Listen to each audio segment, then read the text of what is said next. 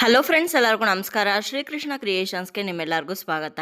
ಇವತ್ತಿನ ಈ ವಿಡಿಯೋದಲ್ಲಿ ಯುಗಾದಿ ಅಮಾವಾಸ್ಯೆ ಈ ವರ್ಷ ಯಾವ ದಿನಾಂಕದಂದು ಬಂದಿದೆ, ಹಾಗೆ ಯಾವ ಸಮಯದಲ್ಲಿ ಪೂಜೆಯನ್ನು ಮಾಡಬೇಕು, ಯುಗಾದಿ ಅಮಾವಾಸ್ಯೆಗೂ ಮುಂಚೆನೇ ನಾವು ದೇವರ ಸಾಮಗ್ರಿಗಳನ್ನು ಕ್ಲೀನ್ ಮಾಡ್ಕೋಬೋದಾ, ಯಾವ ದಿನ ಕ್ಲೀನ್ ಮಾಡ್ಕೋಬೋದು ಅಂತಲೂ ಕೂಡ ಈ ವಿಡಿಯೋದಲ್ಲಿ ತಿಳಿಸ್ಕೊಡ್ತಾ ಇದ್ದೀನಿ. ಹಾಗಾದರೆ ಇನ್ಯಾಕೆ ತಡ, ಬನ್ನಿ ವಿಡಿಯೋನ ಶುರು ಮಾಡೋಣ. ಯುಗಾದಿ ಹಬ್ಬಕ್ಕೂ ಮೊದಲು ಬರುವಂಥ ಅಮಾವಾಸ್ಯೆಯನ್ನು ನಾವು ಚೈತ್ರ ಅಮಾವಾಸ್ಯೆ ಅಥವಾ ಯುಗಾದಿ ಅಮಾವಾಸ್ಯೆ ಅಂತ ಕರಿತೀವಿ.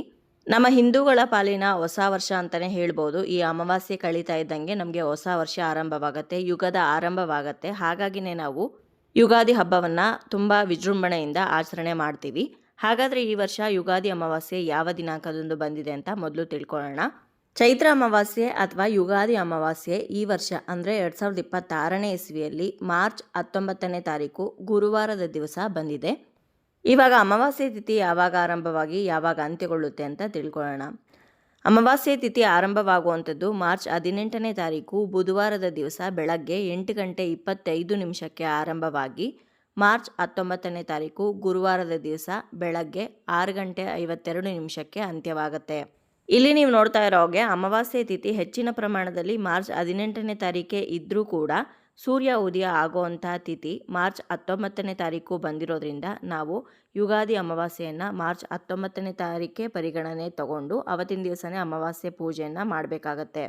ಇನ್ನು ದೇವರ ಮನೆಯನ್ನು ಯಾವಾಗ ಸ್ವಚ್ಛ ಮಾಡಬೇಕು ಅಂತ ಕೇಳೋದಾದರೆ ಬುಧವಾರದ ದಿವಸ ನೀವು ಸ್ವಚ್ಛ ಮಾಡ್ಕೊಬೋದು. ಅಂದರೆ ಮಾರ್ಚ್ 18ನೇ ತಾರೀಕು ಬೆಳಗ್ಗೆನೇ ಸ್ವಚ್ಛ ಮಾಡ್ಕೊಳ್ಳಿ. ಬೆಳಗ್ಗೆ ಆಗದೇ ಇದ್ದರೆ ಅಮಾವಾಸ್ಯೆ ತಿಥಿ ಅವತ್ತಿನ ದಿವಸ ಪರಿಗಣನೆ ಇಲ್ಲದೇ ಇರೋ ಕಾರಣ ಅವತ್ತಿನ ದಿವಸ ಮಾಡ್ಬೋದು. ಅಕಸ್ಮಾತ್ ಇನ್ನೂ ಸ್ವಲ್ಪ ಮುಂಚೆನೇ ನಾವು ದೇವ್ರ ಸಾಮಗ್ರಿಗಳನ್ನೆಲ್ಲ ಸ್ವಚ್ಛ ಮಾಡ್ಕೊತೀವಿ ಅಂತಂದರೆ ಸೋಮವಾರದ ದಿವಸ ಸ್ವಚ್ಛ ಮಾಡ್ಕೊಳ್ಳಿ. ಮಂಗಳವಾರದ ದಿವಸ ಮಾಡೋದಕ್ಕೆ ಹೋಗಬೇಡಿ. ಇನ್ನು ಗುರುವಾರದ ದಿವಸ ಅಮಾವಾಸ್ಯೆ ಇರುತ್ತೆ, ಮಾಡಬಾರ್ದು.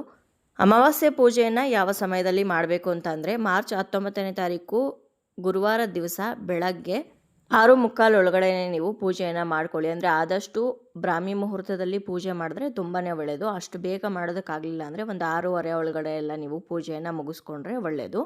7 ಗಂಟೆ ಮೇಲೆ ಪೂಜೆ ಮಾಡಿದ್ರೆ ಅದು ಅಮಾವಾಸ್ಯೆಗೆ ಲೆಕ್ಕ ಬರೋದಿಲ್ಲ. ಯಾಕಂದರೆ 6:52ಕ್ಕೆ ಅಮಾವಾಸ್ಯೆ ತಿಥಿ ಮುಕ್ತಾಯ ಆಗಿ ಹೋಗುತ್ತೆ. ಹಾಗಾಗಿ ಇನ್ನು ಯುಗಾದಿ ಹಬ್ಬಕ್ಕೆ ದೇವ್ರ ಮನೆ ಬಿಟ್ಟು ಇಡೀ ಮನೆ ಧೂಳು ತೆಗೆಯೋದಾಗಿರ್ಬೋದು ಅಥವಾ ಮನೆಯನ್ನು ಸ್ವಚ್ಛ ಮಾಡೋದಾಗಿರ್ಬೋದು ಯಾವ ದಿನ ಮಾಡಬೇಕು ಅಂತಂದರೆ ಮಂಗಳವಾರ, ಶುಕ್ರವಾರದ ದಿವಸ 2 ದಿವಸ ಬಿಟ್ಟು ಬೇರೆ ಯಾವುದೇ ದಿವಸ ಕೂಡ ನೀವು ಮನೆಯನ್ನು ಸ್ವಚ್ಛ ಮಾಡ್ಕೊಬೋದು. ಆದಷ್ಟು ಬೇಗನೆ ಮಾಡಿಕೊಂಡ್ರೆ ಒಳ್ಳೆಯದು.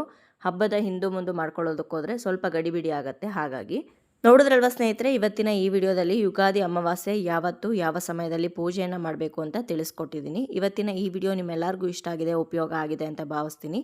ವಿಡಿಯೋ ಇಷ್ಟ ಆದರೆ ಲೈಕ್ ಮಾಡಿ, ಬೇರೆಯವ್ರಿಗೂ ಕೂಡ ಶೇರ್ ಮಾಡಿ. ಹಾಗೆ ನಿಮ್ಮ ಅನಿಸಿಕೆ ಅಭಿಪ್ರಾಯವನ್ನು ಖಂಡಿತವಾಗ್ಲೂ ಕಮೆಂಟ್ ಮುಖಾಂತರ ಬರೆದು ತಿಳಿಸಿ.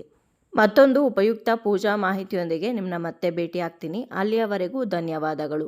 ಲೋಕ ಸಮಸ್ತ ಸುಖಿನೋ ಭವಂತು.